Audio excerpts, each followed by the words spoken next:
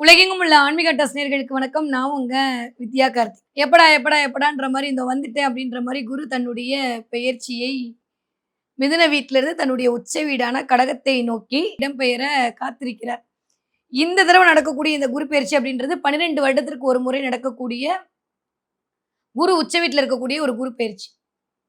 இந்த குரு பெயர்ச்சி எப்படி இருக்க போகுது அப்படின்னா, அப்படியே கடகத்திலேயே உட்கார்ந்திருப்பாரா அப்படின்னா இல்ல. எப்பயுமே வருடக்கோள்கள் பத்தி நம்ம பேசம்போது, மத்த எல்லா இதுலயும் விட சனி பெயர்ச்சி ஆனா, ஐயோ! சனி வந்துட்டாரு. ராகு கேது என்ன ஆகப்போதோ தெரியல.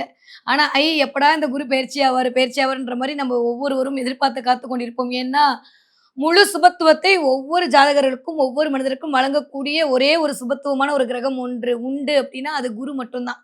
அதனால தான் குரு பார்க்க கோடி நன்மைன்னு சொன்னாங்க. அப்படிப்பட்ட குரு இந்த 2026வது வருடம் தன்னுடைய உச்ச வீடான கடக வீட்டை நோக்கி பெயர்தல் அப்படின்றது ஒரு ராசிக்கு இல்ல. ஒவ்வொரு ராசிக்கும் சூப்பரா தான் இருக்க போது. அதுல எந்த மாற்று கருத்தும் இல்ல. ஆனா இந்த தடவ என்ன பண்ண போறாருன்னா, குரு அப்படியே கொஞ்சம் ரிங்கா ரோசஸ் ஆட போறாரு. நான் ஏற்கனவே சொன்ன மாரி 4 மாதம் கடகத்துல இருக்க போறாரு. திரும்ப எகைன் இதோ ஃப்ரெண்ட் வீட்டுக்கு போயிட்டு வரேன் அப்படின்ற மாரி அடுத்து சிம்மத்துக்கு வந்து அதிச்சாரமாக வந்து குரு அமரப் போகிறார். சூரியனுடைய நகர்வை நோக்கி கொஞ்சம் அப்படியே குரு தன்னுடைய இடத்திலிருந்து ஸ்பீட் அப் பண்ற மாரியான ஒரு நிகழ்வு தானே அதிச்சார குரு பெயர்ச்சி. அங்க அதிச்சாரமாயி திரும்ப எகைன் வக்ரகதியாகி திரும்ப மேல் நோக்கி போய் இந்த மாரியான ஒரு அமைப்புல இந்த குரு பெயர்ச்சி என்பது நிகழ காத்திருக்கிறது. ஓகே. அப்படியே கடகத்துல அக்டோபர் மாதம் 31ஆம் தேதி காலையில 8 மணி வரைக்கும் அங்க தான் இருப்பாரு. அதுக்கப்புறம் 8 மணி 13 நிமிஷத்துக்கு அப்புறம் அதிச்சாரமாக சிம்மத்துக்கு உள்ள என்ட்ரி ஆறார். அங்க அப்படியே இருக்கக்கூடிய குரு டிசம்பர் மாசம் 5ஆம் தேதி வரைக்கும் இருந்து அந்த இடத்துல வக்ரகதி ஆறார். வக்ரகதினா நான் ஆல்ரெடி சொல்லியிருக்கேன். அதிச்சாரம்னா முன்னோக்கி வருது. வக்ரகதினா பின்னோக்கி வருது. பின்னோக்கி போய் திரும்ப எகைன் கடகத்த நோக்கி போறாரு. ஏப்ரல் மாசம் 14ஆம் தேதி வரைக்குமே வக்ரகதியில தான் இருக்க போறாரு. அதுக்கப்புறம் வக்ர நிவர்த்தி ஆகி ஜூன் மாதம் பெர்மனன்ட்டா கடகத்திலிருந்து எகைன் பெயர்ச்சியாகி வரப்போறார். இந்த மாரி ஒரு அமைப்புல தான் ஒரு 3 கேட்டகரியில குரு இந்த தடவ தன்னுடைய இருப்பை ஒவ்வொரு இடத்துலயா மாத்தி உலக மக்களுக்கெல்லாம் நன்மை செய்ய காத்திருக்கிறார். ஓகே. இப்போ உங்க ஜாதகத்த எடுத்துக்கோங்க. யாருக்கெல்லாம் குரு வா அப்படின்னு போட்டிருக்கோ, அவங்களுக்கெல்லாம் வக்ரகதியில சூப்பரா இருக்க போகுது. அப்படி குரு யாருக்கு வான்னு போடலையோ, அவங்களுக்கெல்லாம் வக்ரகதி இல்லாத காலத்துல சூப்பரா இருக்க போகுது. ஸோ ஒரு 4 மாசம் சூப்பரா இருக்க போகுது. அடுத்த 4 மாசம் அத விட சூப்பரா இருக்க போகுது. அதுக்கப்புறம் திரும்ப வக்ர நிவர்த்தி ஆன புறம் எல்லாருக்குமே நல்லா இருக்க போகுது. சரி வாங்க இப்போ ஒவ்வொரு ராசிக்காரர்களுக்கும் இந்த குரு பெயர்ச்சி எப்படிலாம் இருக்க போகுது, என்னவெல்லாம் பண்ண போகுது, எதுல கவனமா இருக்கலாம், கார் வாங்கலாமா, பைக் வாங்கலாமா, வீடு வாங்கலாமா, இடம் வாங்கலாமா எல்லாத்தையும் ஒண்ணொண்ணு ஒண்ணா பார்க்கலாம். கன்னி ராசினியர்களுக்கு இந்த வருடம் எப்படி இருக்க போகுது குரு பெயர்ச்சி? என்னை பொறுத்த வரைக்கும் பயங்கரமான டிரான்ஸ்ஃபர்மேஷன் கிடைக்க போகுது. வேலை போச்சு, ஒரு இடத்துல நிரந்தரமா இல்ல, அலைச்சல் ஜாஸ்தியாச்சு, என்ன பண்றேன்னு தெரியாம நானே பண்ணிட்டு இருக்கேன். ஒரு மாதிரி குழப்படல இருந்து வீட்டோட முடியல, பாடா படுத்துச்சு, ஃபினான்ஷியலா பிரச்சனை. எதை சொல்றது, எதை விடுறதுன்னு தெரியல. நிறைய இடம் மாறிட்டேன், நிறைய வீடு மாறிட்டேன். ஆனாலும் பிரச்சனை தீர்ந்த பாடு இல்லைன்னு அப்படியே கதற வச்ச குரு. ஏன்னா 10ல் குரு பதவி பறி போகும்னு ஒரு கோட் இருக்கு. 10ல் குரு பதவி பறிபோக வைப்பாரா இல்லையான்னு தாண்டி அது உங்கள் சொந்த இன்னொரு ராசி வீட்டில் பெருசாக நெகட்டிவாக பண்ணியிருக்க மாட்டார். அப்படியே இருந்தால் கூட அந்த குரு இப்போ 11ஆம் இடமான லாபஸ்தானத்தில் அமர்ந்து அது உச்சமாகி அமர்ந்து 3ஆம் இடம் 5ஆம் இடம் 7ஆம் இடத்தை இயக்க போகிறோம். கன்னி ராசிக்காரர்களுக்கு ஒரு பக்கம் குரு கொடுத்தது என்னமோ 5% தான். மிச்சம் 95% அங்கேருந்து சனி டைரெக்டாக உங்களை தான் பார்ப்பேன் அடம்பிடிச்சு பார்த்ததோட ரியாக்ஷன் தான் போன வருஷம் இதெல்லாம். ஏன்னா என்னதான் வாக்கியப்படி வந்தாலும் திருக்கணிதப்படி முன்னாடியே அவர் வந்துட்டார்.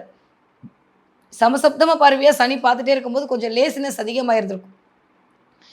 எல்லா விஷயமும் டிலே இருக்கும். கால் வலி ரொம்ப தாங்க முடியாமல் கால் வலி வந்திருக்கும். கால் வலினா என்னன்னே தெரியாத ஆட்களுக்கு கூட, குழந்தைங்களுக்கு கூட கால் வலி அப்படின்ற மாதிரியான சில சிம்டம்ஸ் தெரிஞ்சிருக்கும். ஆனால் இந்த தடவை அதெல்லாம் மறைய போகுது. 11ஆம் இடத்துல லாபத்தில் குரு அமர்ந்து உங்களுக்கான நல்லவைகள் எல்லாம் கொடுக்க போகிறார். நினச்சதை நினச்ச மாதிரி நடத்தி கொள்வதற்கான வாய்ப்புகள் கிடைக்கும். வியாபார வெற்றி கிடைக்கும் போது, தொழில் முன்னேற்றம் கிடைக்குது. யாரெல்லாம் பிஸ்னஸ் பண்ணுறீங்களோ, யாரெல்லாம் பிஸ்னஸ்குள்ளே நுழையிறீங்களோ அத்தனை கன்னிராசிக்காரர்களுக்கும் மிகச்சரியான யோகம். கலைகளின் அரசி தான் கன்னி, நான் சொல்லிக்கிட்டே இருக்கேன். இந்த தடவை யாரெல்லாம் கலைத்துறையில் இருக்கீங்களோ அத்தனை கன்னிராசிக்காரர்களுக்கும் ஜாக்பாட் தான், அவார்டு வாங்கியே தருவீங்க. ஆனால் இந்த 11ஆம் இடத்துல இருக்கக்கூடிய குரு அந்த இடத்துல கொஞ்சம் ஹியூஜ் ஃப்ரெண்ட் சர்க்கிள் அப்படின்ற இடத்துல போய் குரு 11ஆம் இடமே அதுதான் இல்லையா? அந்த இடத்துல உட்காரும்போது நட்பு வட்டத்தை சுருக்குவார். யாரெல்லாம் கூட இருப்பாங்கன்னு நினச்சவங்களோ அவங்களாம் கட் பண்ணி விட்டுருவார். நல்லது தான். ஏன்னா யார் உங்களோட இருக்காங்க இல்லைன்ற உண்மை சுயரூபம் தெரியும். புது புது முயற்சிகளை மேற்கொள்வீங்க. உங்களை நீங்கள் வளப்படுத்திக்கிறதுக்கு எல்லா விஷயமும் ஒரு பிள்ளைகள் மூலமாக ஆதாயம் கிடைக்கும். கன்னி ராசிக்காரர்களுக்கு வாயாலேயே உடச்சுட்டே இருக்கேன்னு கேவலப்படுத்தினவங்க முன்னாடி ஒரு விஸ்வரூபம் எழுந்து காட்டுவீர்கள். பார்ட்னர்ஷிப் மூலமாக மிகச்சரியான யோகம் கிடைக்க போகுது. ஏன்னா குரு பார்க்கக்கூடிய பார்வை 7ஆம் பார்வையை பார்க்க போகிறார். 7ஆம் இடத்து அந்த பார்வை செலுத்த போகிறார். சனி அங்கேருந்து அப்படியே ஒரு மாதிரி ஃப்ரீஸ் பண்ண போகிறார். குருவும் சனியும் சேர்ந்தால் தான் வேலையில் மாற்றம். எனக்கு எப்போ ஒரு பார்ட்னர் கிடப்பாங்கன்னு கவலைப்பட்டு இருக்கக்கூடிய கன்னிராசிக்காரருக்கு மிகச்சரியான பார்ட்னர் கிடப்பாங்க. அப்போ திருமண வைபவம் நடக்க போகுது. 7ஆம் இடமே கண்டகம்னு பேர். கண்டக சனினா உடனே கண்டம் வந்துச்சு அர்த்தம் இல்லை. இந்த இடம் தான் தொண்டை தான் கண்டகம்னு பேர். அப்போ கொஞ்சம் பேச்சில் கவனமாக இருக்கணும், செயலில் நிதானமாக இருக்கணும். திடீர்னு ஒரு திமிரு, திடீர்னு ஒரு கௌரவம், திடீர்னு ஒரு கெத்தெல்லாம் சேரும். எல்லாம் கிடச்சா தான் இது வரும். அப்போ எல்லாமே கிடைக்க தான் போகுது. ஆனால் பேச்சில் கவனமாக இருக்கணும், செயல்பாட்டில் நிதானமாக இருக்கணும். எல்லாரும் எடுத்தெறிஞ்சு பேச வைக்கும் இந்த நேரம். 3ஆம் இடத்துல நிறைய முயற்சிகள் மேற்கொள்வீர்கள். அந்த முயற்சிகள் எல்லாம் பலித்தமாகும். இறையருள் கடாட்சத்தின் மூலமாக உங்களுடைய இம்சைகள்லேருந்து வெளில வருவீங்க. அலைச்சலே இருந்த ஒரு வாழ்க்கையில் ஒரு அமைதி கிடைக்கும். ஹெல்த் ரீதியாக இருந்த பிரச்சனைகள் சரியாவீங்க. ரொம்ப நாளுக்கு அப்புறம் நீங்கள் ஒரு வேலை பார்க்கணுன்ற எண்ணத்துக்குள்ளே போய் வேலைக்குள்ளே போவீங்க. குலதெய்வத்துடைய ஆசி கிடைக்கும். 5ஆம் இடமே குலதெய்வத்துடைய ஆசி தான். அதுவும் நிலை பெற்ற மகர வீட்டில் இருக்கும்போது நிறைய பெண் தெய்வங்கள் மூலமாக சில அனுபவங்கள் கிடைக்கும். முருகன் வழிபாட்டின் மூலமாக மிகச்சரியான யோகங்கள் கிடைக்கும்.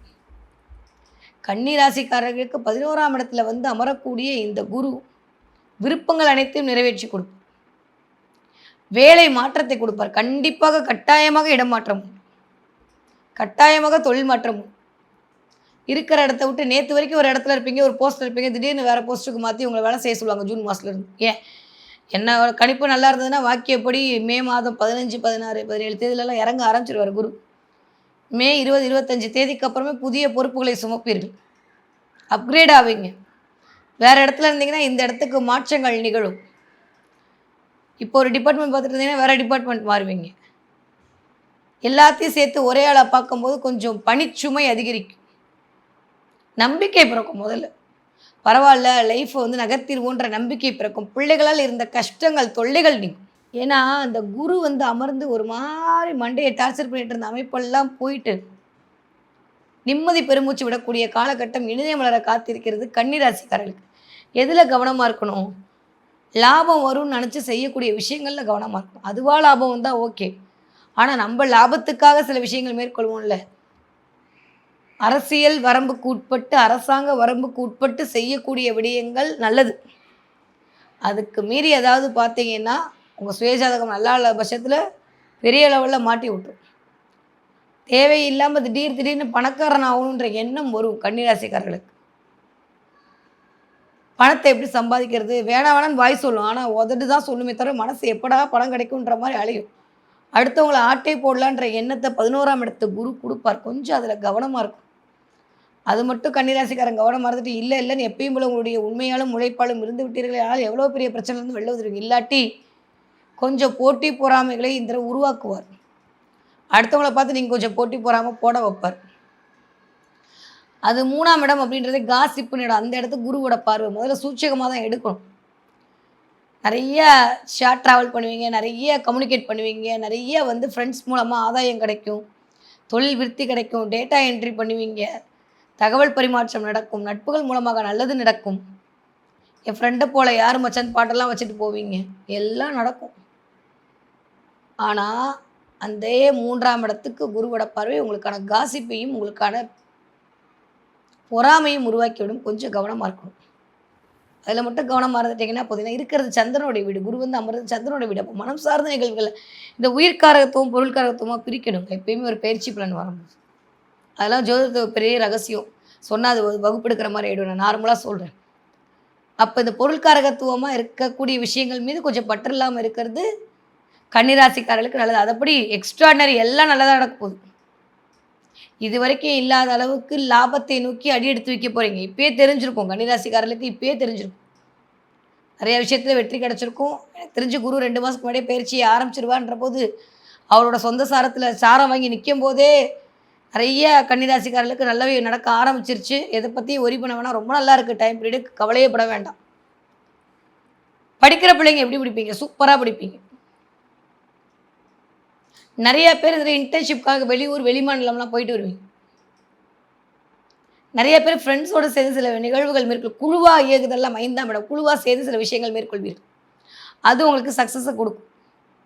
கன்னி ராசியாக இருக்கலாம். கண்ணியில் ஒரு பிளானட் இருந்தாலும் இந்த தடவை நல்ல யோகம் ராஜயோகம் தான் உங்களுக்கு கிடைக்க போகுது. ஏன்னா குருவால் சுபத்துவப்படுத்தப்பட்ட சனியோட பார்வை இப்படி போயிட்டு இப்படி வரக்கூடிய இந்த ட்ரையாங்கிள் கன்னி ராசியில் ஏதாவது ஒரு பிளானட் இருந்தாலும் சரி, சந்திரன் தான் இருக்கணும் அவசியம் இல்லை. உங்கள் நாட்டில் அரஸ்கோப் எடுத்துங்க, ஏதாவது ஒரு பிளானட் கண்ணியில் இருந்தாலுமே இந்த தடவை அதன் மூலமாக உங்களுக்கான வாய்ப்புகளும் வசதிகளும் பெருக போகிறது. 20 வயதுலேருந்து 40 இருக்கக்கூடிய கன்னிராசிக்காரர்கள் வீட்டில் திருமண யோகம் 2ஆம் இடத்துக்கு குரு பார்வை இருக்குது. அதுக்கப்புறம் 3ஆம் இடத்துக்கு குரு பார்வை 3, 5, 7, 12ஆம் இடங்கள் சம்மந்தப்பட்டால் தான் திருமணம். அது ஒரு பெரிய சூட்சமாக இருக்குது. சும்மா 7ஆம் இடத்தை வச்சு மட்டும் 7ஆம் இடமும் இண்டிகேட் பண்ணும் தான். ஆனால் 3ஆம் இடம் மிக முக்கியம். அப்போ 3ஆம் இடத்துக்கு குரு பார்வை இருக்கும்போது கண்டிப்பாக திருமண யோகத்தை கொடுக்கும். அது விருச்சக வீடு.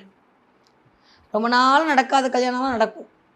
கன்னிராசிக்காரர்களுடைய வீட்டில் இருக்கவங்களுக்கு திருமணம் நடக்கும். திருமண யோகம். இன்னும் சில பேர் கல்யாண மண்டபம்லாம் கட்டுவீங்க. அந்த மாதிரி வாய்ப்பெல்லாம் உண்டு. கன்னிராசிக்காரர்களுக்கு மிகச்சரியான யோகம். நல்ல விஷயத்தில் கலந்துக்கிறது, கல்யாண மண்டபம் போயிட்டு வருது, பெரிய பெரிய இடத்துல கலந்துக்கிறது, உங்களுக்கான மதிப்பு கொடுக்கறது, உங்களுக்கான தலைமைத்துவம் எல்லாம் வரும். குழந்தைக்காக வெயிட் பண்ணிட்டீங்கன்னா குழந்தை பிறக்கும். குழந்தைங்களுடைய படிப்பு அபரிவிதமாக இருக்கும். உங்களுடைய ப்ரமோஷன் இன்க்ரிமெண்ட் சூப்பராக இருக்கும். நிறைய நட்புகள் மூலமாக நல்லவே நடக்கும். வேலையை விட்டு போகணுன்னு சொன்னால் கூட ஃப்ரெண்ட்ஸ் மூலமாக ஏதோ சிவியை ஃபார்வர்ட் பண்ணி அதன் மூலமாக வாய்ப்புகள் வரும். ஒரு 6 மாதங்கள் ஓகே. அக்டோபர்லேருந்து கொஞ்சம் கவனமாக இருக்கணும். அக்டோபர் டு டிசம்பர் வரைக்கும் கன்னிராசிக்காரர்கள் கொஞ்சம் கவனமாக இருக்கணும். நான் சொன்ன மாதிரி எல்லாமே எனக்கு தெரியுன்ற மாதிரி பேசணுன்னா தேவையில்லாத வம்பு தும்பை உருவாக்கி விட்டுரும். கவனம். ஏன்னா 12ஆம் இடத்துல குரு அமருவார். அது கேதுவோட சேர்ந்து அமருவார். கொஞ்சம் கவனமாக இருக்கணும் அப்போ மட்டும். மற்றபடி எல்லாம் சூப்பர். ஆல்மோஸ்ட் கன்னிராசிக்காரர்களுக்கு 40 வயதுலேருந்து 60 இருக்கக்கூடிய மேல் சொன்ன அத்தனை விஷயங்களும் உங்களுக்கு தான் கட்டாக பேஸ்ட் பண்ணி போட்டுக்கோங்க. கூட்டி கழிச்சு பார்த்தா லாபங்கள் அதிகரிக்க போகுது, முயற்சிகள் வெற்றி கிடைக்க போகுது, புதிய வீடு மனை வண்டி வாகனம் சேர்க்கை இருக்க போகுது, நிறைய நல்லவை கூடி வரப்போகுது, புது நியூ பிகினிங் ஸ்டார்ட் ஆக போகுது, அது மூலமாக வருமானம் வரப்போகுது, உங்களை யாரும் நீங்கள் ப்ரூவ் பண்ண போகிறீங்க, நிறைய தெய்வ கடாட்சம் கிடைக்க போகுது, சமுதாயத்தில் உங்களுக்கான மதிப்பு மரியாதை கிடைக்க போகுது, உங்கள் பார்ட்னர் மூலமாக நீங்கள் உங்கள் வீட்டுக்காரர் சேர்ந்து இல்லை நீங்கள் உங்களுக்கு தெரிஞ்ச பார்ட்னர் சேர்ந்து சில விஷயங்கள் மேற்கொள்வீர்கள். அதன் மூலமாக லாபத்தை ஈட்டுவீர்கள். பொருளாதார வளர்ச்சி உங்கள் குடும்பத்துக்கு கொண்டு வருவீங்க. இதெல்லாம் கண்ணிக்கு நடக்க காத்திருக்கி. நான் சொன்ன இடத்துல மட்டும் கவனமாக இருந்தால் போதும். ஓகே. இந்த என்ன தெய்வத்தை வழிபாடு செய்யும்? கன்னிராசிக்காரங்க இந்த குரு பயிற்சியில் போயிட்டு திருச்சி பக்கத்தில் லால்குடின்னு ஒரு ஊர் இருக்கும். அந்த லால்குடியில் இருக்கக்கூடிய குரு பகவானை போய் பார்த்து விட்டு வாருங்கள். சப்தகிரீஸ்வரர் ஆலயத்தில் போயிட்டு அங்கே இருக்கக்கூடிய குரு பகவானை பார்த்தா அவர் கையில் வீணை வச்சிருக்கு. கையில் வீணை ஏந்தி அந்த குரு பகவானை போய் நமஸ்காரம் பண்ணி விட்டு வர வர வர மிகச்சரியான ராஜயோகம் கன்னிராசிக்காரர்களுக்கு நிதியம் வளர காத்திருக்கிறது. மேக்ஸிமம் ஸ்கை ப்ளூ கலரை இந்த தடவை பயன்படுத்துங்க. க்ரீன் கலர் பயன்படுத்துங்க. நிறைய எல்லோ கலர் விஷயத்தை கையில் வச்சுக்கோங்க. இல்லை எங்கேயாவது ஒரு இடத்துக்கு போகிறீங்க, ஜெயிக்கணும், சக்ஸஸ் ஆனால் நெத்தியில் எல்லோ கலர் மஞ்சள் வச்சுட்டு தண்ணிலெல்லாம் குழப்பாமல் வெறும் மஞ்சள் எடுத்து நெத்தியில் வச்சுட்டு போய் பாருங்கள். அந்த காரியம் உங்களுக்கு சக்ஸஸை கொண்டு வந்து கொடுக்கும். கன்னிராசிக்காரர்களுக்கு எடுக்கிற எல்லா முயற்சியும் மிகச்சரியான முறையில் உங்களுக்கான லாபத்தை தரக்கூடிய குருவாக இந்த தடவை லாப குருவாக அமர்ந்து உங்களுக்கான நல்லவைகளை கொடுக்க தயாராக இருக்கிறார் குரு பகவான். சூப்பராக இருக்குது இந்த குரு பயிற்சி.